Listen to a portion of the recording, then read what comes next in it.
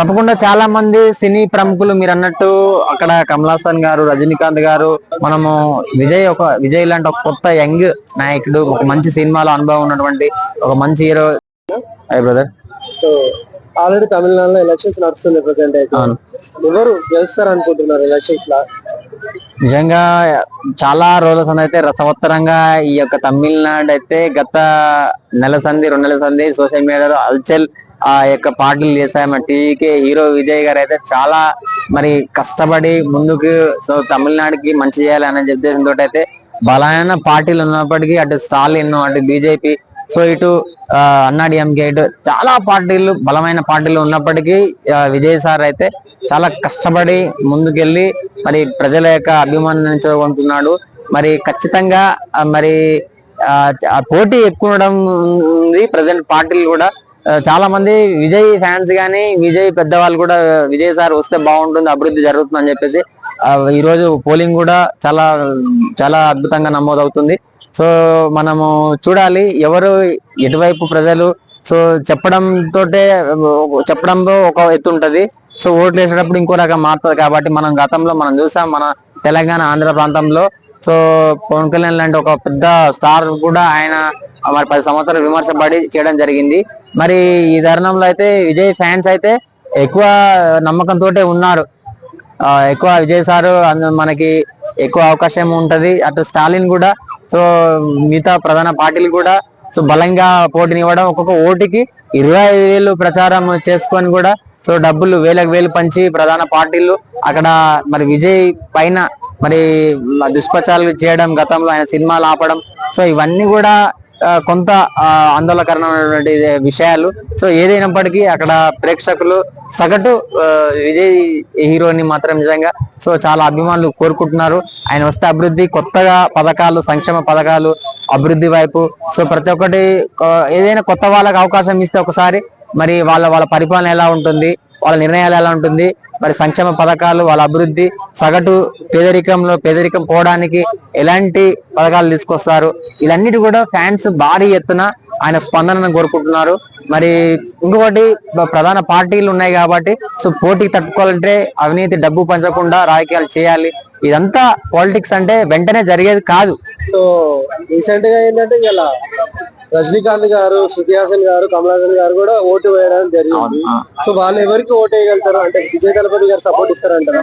తప్పకుండా చాలా మంది సినీ ప్రముఖులు మీరు అన్నట్టు అక్కడ కమల్ హాసన్ గారు, రజనీకాంత్ గారు, ఇంకా మరి స్నేహితుడు మరి సినిమాలో చేసినటువంటి హీరోస్ కానీ చాలా మంది యాక్టర్స్ వచ్చి మరి వాళ్ళ యొక్క ఓటుని తమ యొక్క మరి ఓటు హక్కుని వినియోగించుకోవడం జరిగింది. సో అది ఎవరికి వేసారు, ఎటు ఉంటారు, ఏ పక్షాన ఉంటారు అని చెప్పేసి నేనైతే సినిమా ఇండస్ట్రీ నుంచి విజయ్ సార్ అంత కష్టపడుతున్నాడు కాబట్టి సో చాలా మంది ప్రముఖులు వెళ్ళి అయితే విజయ్ సార్కి సపోర్ట్ చాలా మంది ఇచ్చారు. సో ప్రచారం కూడా కొంతమంది వ్యక్తులు చేశారు. బట్ ఇక్కడ మనకు కొంత మరి తప్పకుండా నా అభిప్రాయం అయితే ఖచ్చితంగా విజయ్ సార్కి ఉంటుంది.